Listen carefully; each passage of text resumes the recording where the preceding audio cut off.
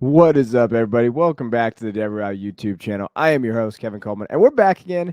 We're going a little dynasty on this one again. So we're going to be looking at dynasty running back tiers. And so if you didn't know, I do a lot of content over at Football Guys, and I wrote an article recently kind of looking at where the tiers are in dynasty running backs in terms of startups. But also for this video, we're going to be looking at the tiers, but also I added trades. So we're going to be looking at, okay, what can you get for these guys? I'm going to be diving in and kind of saying, hey, if you're building a roster, if you're looking for values, where it's at. So fully just basically an overview of what the running back position looks like right now and how drastic it's changed in the last few years and what you can expect from it if you're in a startup. But also, if you have some of these guys rostered, let's talk about where their rankings at. Let's talk about where their value is at as fantasy assets, and let's kind of look at the whole overview. So I'm gonna hit the intro. You know what to do. Hit that like and subscribe button if you already subscribed. But if you are a subscriber, we appreciate you guys. We're gonna be diving through all these tiers. We're gonna be looking at like basically 26, 27, somewhere around there running backs, some anchor running backs that I think you could build around, some late round targets, and just some overall just help you win your leagues. That's why we're here. So as the intro is going, hit that like button. I'll catch you guys on the other side.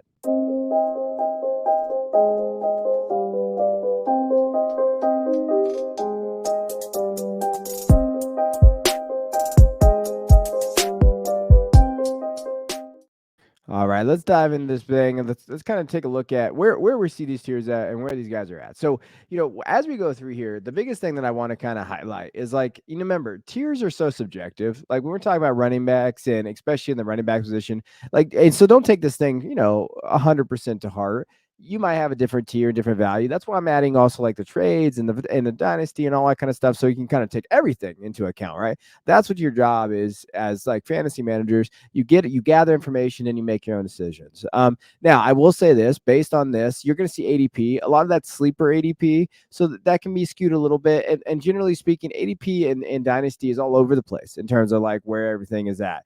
So tier one, Bijan Robinson. He's really in a tier to itself just based on perceived value. And, it's rare to have a rookie this high, but just based on position of value, where he went, 3 down back at Atlanta. When you're looking at what they were able to produce last year with Tyler Algier, he had 1,000 yards last year. Derrick Henry and Arthur Smith's offense, we've seen what he could do. If they do use Bijan in that kind of role, like where Cordero Patterson was at, that would be interesting, right? There's been talks about them using that role like a couple years ago, and Cordero Patterson was a running back one, not the running back one, but a running back one, right? And if you look at Bijan's talent, you're really excited about that. So to me, he really stands in that tier one. He's going around that ADP 11.5 running back one. That's generally speaking where he's going. As far as trades for him, like if you're looking for an elite asset, now these are super flex 12. If I don't say it's tight end premium, it's not super flex 12 team, right? And PPR, full PPR. So that's what all of these trades are. So Justin Herbert for Bijan, Russell Wilson, Puka Nacua. That is the type of level you can get. You can go get Justin Herbert for that value. If you want to pivot off of Russell Wilson, you don't need Bijan. You feel like your running back position is pretty set. You can go get an elite running quarterback position right now in Superflex. And then, hey, this is a pretty common trade that I've seen. Bijan for CD and a 24 first. Do you believe in CD where he's at in terms of your tiers? I'll be doing a wide receiver tier video at some point here in the offseason. Do you think that you're looking at him as being in that tier 2 category and you get a first, maybe you get a running back next year? That is something that you could pivot off of, right? That's that tier 1, but he is dynasty running back 1. And the thing with Bijan is he's going to hold his value. Look what Breece Hall did. Breece Hall still is running back 2 in most dynasty circles, and he tore his ACL. Bijan is going to be running back 1. I don't see an avenue where he's not, right? Now, looking at tier 2, this is where you get kind of like, they could be anchor running backs. They're well suited for these. They can carry. They're available at reasonable, value where they're at. What makes this enticing is that you can kind of pair these guys with an elite quarterback. So if you don't take Bijan in the first, you can grab a good super flex quarterback in that first round and grab these guys and pair them, right? You can establish a really solid core for your dynasty rosters moving forward. And if you believe in these running backs, you definitely can. So you have Breece, you have Jonathan Taylor, and you have Jahmyr Gibbs. I really feel like Jonathan Taylor right now is a value. He's going around at maybe that running back 3, maybe, right? But he's still going in there. Breece Hall, again, can step up, be that guy, elite option, volume. He was on his way to running back 1 season last year before he got injured. And then Jahmyr Gibbs. So in sleeper ADP, he's going as running back 8. And, to the credit, I have seen him go like running back 8. There are some people higher on Gibbs than most. I have him in this tier because I think that from a pass catching perspective and PPR, you have to put him in here because I think they're going to utilize him. You're going to see the usage, the draft capital they used. I think that they have the talent, the situation, longevity. these three guys, you're looking at that tier 2 mark. Now, as far as like where they're at in Dynasty, Brees Hall for Travis Etienne and DJ Moore. I'm going to smash the Brees Hall. And all of these trades have happened thanks to DLF's trade finder. They've all happened recently, right? So, Brees Hall for Travis Etienne and DJ Moore. Jonathan Taylor for a third for Devin Achane and Najee Harris. Again, I like Najee Harris this year. I think he's getting slept on a little bit, but I still think with an elite asset like Jonathan Taylor, you lean on him. We've seen what that running back room can do in this offense with the Eagles, right? With a talent like Taylor, we could really see them lean on him, especially in the red zone, an area that he could serve to get more work in. Then the next one, Amon-Ra St. Brown for Jahmyr Gibbs. I've actually seen this deal 3 different times. So if you believe in Amon-Ra being in that, so I have him as my wide receiver 9 in Dynasty. If you believe him in that 6 to 10 category and you feel like you could pivot off of Gibbs, maybe Gibbs is an asset that you're like, hey, I can move off this running back to go get Amon-Ra. I believe in that talent. I believe that he can step up. That's maybe a deal you make. Or maybe you have Amon-Ra and you're like, hey, I really need a running back. Maybe I should go target Gibbs and get that asset. Now, tier 3 to me, there's one guy. It's Christian McCaffrey. And the reason why I put him here, I think he's a prime target for Dynasty Matters or aiming to construct like a win now team, right? So when he's healthy, he is one of the best players on your roster, right? Pass catching abilities, everything there. He does not need to score touchdowns to be elite. He has that ability. The issue with McCaffrey is going to be 27 when the league starts. I think he turned 27 this next month. When we talk about, what happens with dynasty assets at that point, you're holding him now, right? Like win now and capitalize on his immediate impact. Yes, but you're holding him on your roster. So when you build a team, when you build a roster, you have to understand that McCaffrey's got to be on a win now roster, right? He's an elite option, but you have to team build accordingly. He's going at running back 2 in some spots, but he's really going kind of that late in running back 3 after Brees. Generally speaking, in most, the ADP on sleeper is a little off for him, but that's where he's going. But you have to have the right quarterback. You leverage that. If he goes late in that second round, you could really pair him maybe with Allen and Mahomes and those things, and then you're really talking about like elite level talent, right? He had 356 fantasy points last year, running back 2. He's elite level talent. Now, some deals for him: CMC for Nick Chubb, Christian Kirk, CMC for Chris Olave. I'm all aboard the CMC train. If you're trying to win now in your league and you really want that running back to kind of put you over the top, CMC is that option. I absolutely love that deal for them. Now, tier 4, this is where you start getting into like the question marks tier, right? Risk, uncertainties, those other areas. Travis Etienne, ADP 30, running back 9. He averaged 12.1 fantasy points per game last year. He did show flashes, but then they added Tank. Ken Walker showed flashes of being like dynasty running back 2, and then they just drafted Zach Charbonnet. Does that limit their ceiling, right? Where does that look? I think there's a scenario where Walker remains attractive. I think he's kind of a buy right now in dynasty formats, but there is that ceiling talk, right? What are these two guys? I think that's a big question mark. And then Saquon Barkley, like last year, we saw Saquon, running back 5 technically for fantasy points per game. He struggled a little bit. Do you feel comfortable drafting him where he's going at running back 6, or are you going to kind of pivot off of him? I think there's a lot of risk in this one. I think this is where you find your running back kind of dead zone. I do like Ken Walker though, so again, I can't hate you for drafting him, but I think there is a running back dead zone in this area that you have to be very cognitive of when you're drafting at these areas, right? Like Etienne's getting drafted as like a running back 6 or running back 9 in that category. And he finishes running back 17 last year, and now he has legit competition in that backfield. And with Tank, and I think that it just in that Tank Bigsby is a better receiving profile. I think in the red zone, those type of things. And I know Etienne has these weird fanboys that love him, and I actually like Etienne. Like he's my running back 6. But I do think that in dynasty drafts, there's a weird dead zone in this area where you might want to pivot off that running back position. Now, if you have some of these guys, Travis Etienne for Dave Drake London, we've seen Etienne's value drop a little bit, so we have seen these deals there. Kenneth Walker, DPJ, Donovan Peoples-Jones for Damian Pierce and DeAndre Swift. I weirdly like the Kenneth Walker side on this one. I mean, I know I like Swift and Pierce, but again, those assets are kind of questionable. I think Kenneth Walker, I mean, he's like a nick away from, in terms of like Charbonnet getting nicked up a little bit, to being right back into that dominant level league winner. That's where Kenneth Walker's at. Now, next one for Saquon. Tua for Saquon's an interesting deal. Essentially, you're probably concerned about Tua's health, but if I can get Tua for Saquon and I need that quarterback too, I don't hate that deal in terms of what you're looking for. Now, tier 5 is a big one. This is like the money-making tier. That's what I called it, because whatever running back in this tier hits, it's going to make you money. It's going to win your league. Each of these for a heavy workload over their top. But again, where that asset, right? Where do you kind of look at them? They're like 1 to 2 year assets. Ramondre Stevenson, if he hits, I know there's some rumblings about maybe not being that pass catching back. Interesting. Austin Eckler got his contract kind of reworked. He could be there. He could be in line for a lot of work. You're excited about him. Josh Jacobs, again, could come in for a lot of work and could be that guy that steps up. We saw him last year, running back 327 fantasy points in PPR leagues. We like that. He could get that usage. And then Nick Chubb. I recently did a guy go grab these guys. Like, what like veteran at the running back position do you like? I think Nick Chubb is up there. But the question is, in Dynasty, you're looking at these guys, they're 1 to 2 year assets, right? So in this tier, whoever hits in this tier and you feel like he like hits at a high bank, you're going to be in the playoffs and you're going to compete for a championship. But just know that there's a very, very severe talent and a teardrop, right? There's going to always be that kind of teardrop when we're talking about these guys and where they're looking at. So that's what you have to know going into it. As far as like the next part of this tier, so there's a lot of guys in this tier. I think Swift and Harris have to be in there as well, right? So when you're looking at these guys, Swift could pop off, be really good in that offense. Maybe like Jeff Bell was talking about on the Football Guys show that we do. He was saying, hey, they might not. They've talked about not wanting to run Jalen Hurts a lot. What if they get the ball out quick? And Swift's part of that plan. Kind of quick outs, 1 read, 2 reads, get it to Swift. He could really be in line for a lot of PPR work if he stays healthy. And then Najee Harris, I think he's getting slept on a little bit. I think they improve that offensive line. I think that they're going to lean on him a little bit, and the volume is going to be there. Now, we are going to bounce through these trades. I'm going to go a little bit faster on this. Ramondre Stevenson for Jordan Addison. If you can get Jordan Addison, you pivot off that wide receiver. The running back for a wide receiver. A lot of people are doing that right now in Dynasty.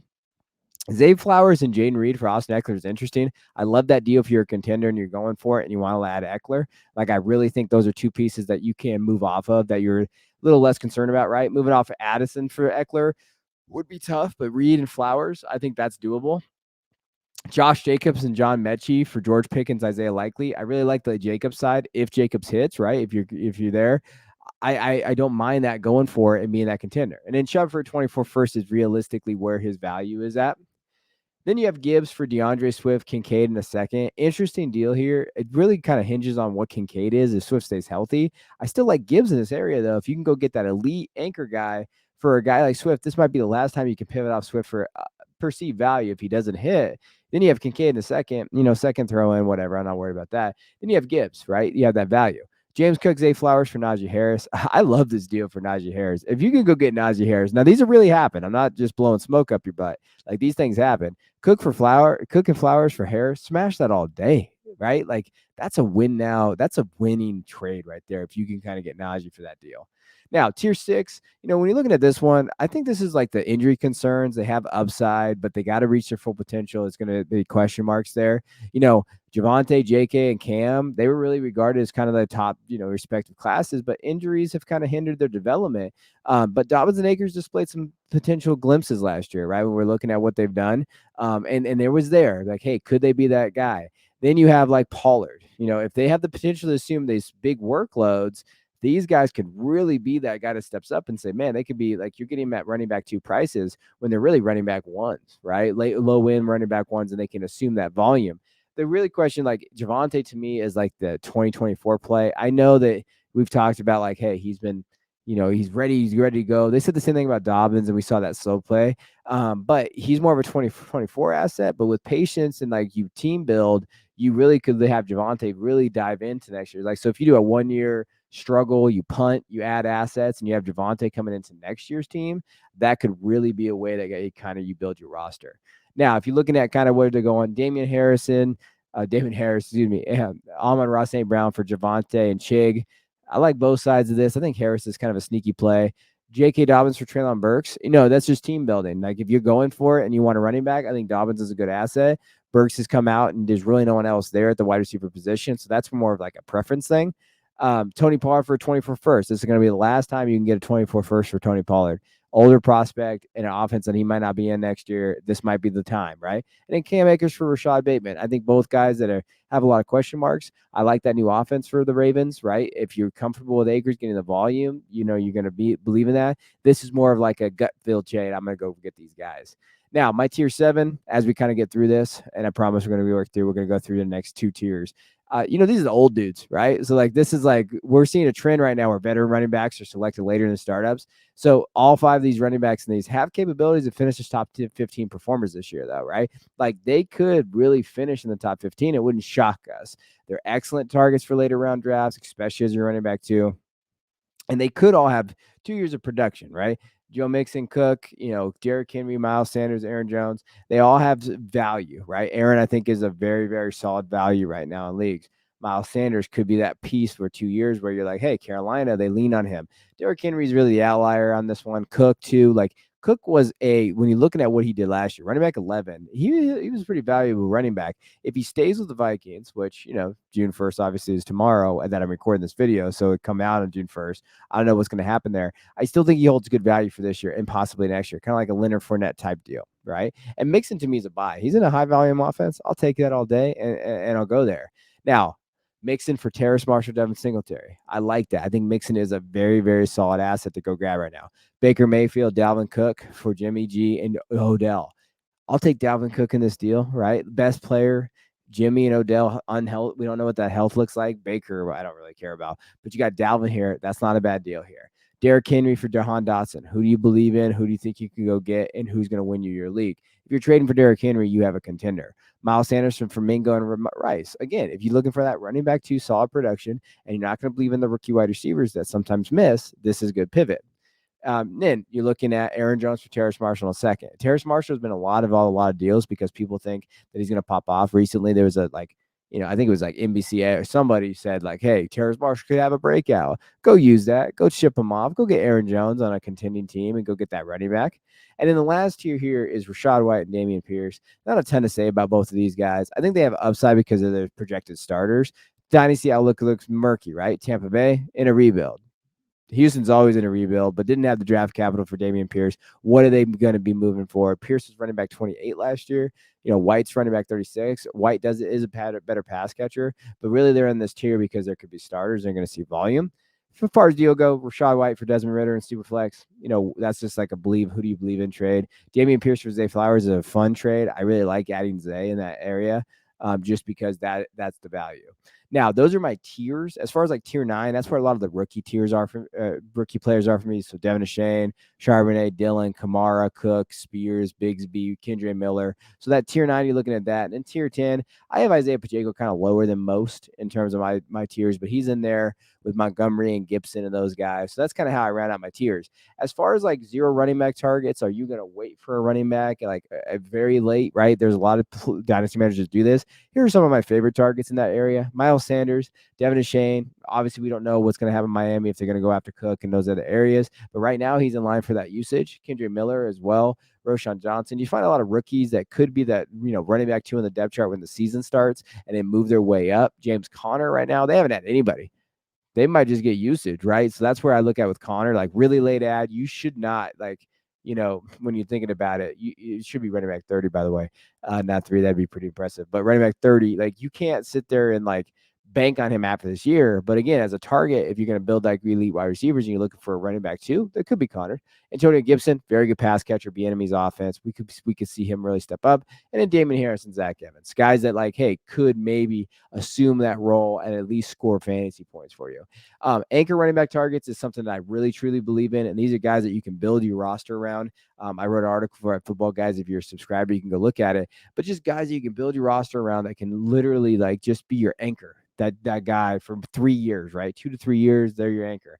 Bijan is one. Then you get Breece Hall, Taylor, Gibbs, and I still have Walker there. I know some aren't going to agree with that, but I do think that you can kind of build around him because I think his ADP, even though it's at 17.8 running back 5, I think it's gotten worse as the whole Charbonnet stuff has come out and we've seen kind of him dip. If you can get him late in the 3rd or 4th round, imagine the team that you can go build around. You could go quarterback, elite wide receiver, then take Walker, have that guy to build around. And I do think Charbonnet's profile is getting built up a little bit more than it actually is. So I appreciate you guys tuning in here on the channel and kind of going through the tiers with me and talking through it. Let me know what you think. I hope the trades, I hope everything's actionable. My biggest thing about this channel is to make it actionable for you in your dynasty leagues, to help you win your leagues, but also to provide you with context. Every league is different. Every market is different. But if I can provide you context, give you trade ideas, give you guys tiers, where do you see these guys? Are you going to tier up? Can you tier down? I think that's the value of this channel, and I hope that you believe so too. So hit that like and subscribe button. I'll check you guys on the next video.